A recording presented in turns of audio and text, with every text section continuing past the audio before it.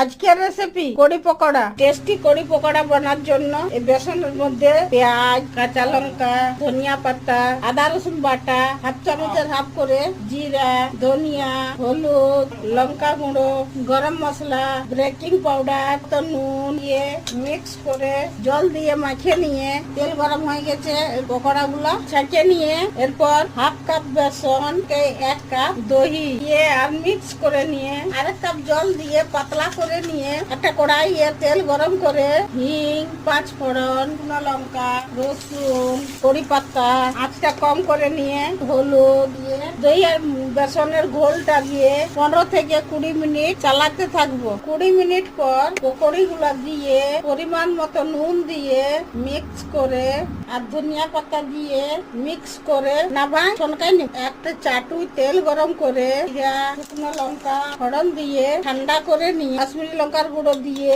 ছনকাই নেব। কড়ি পকোড়া বনে রেডি।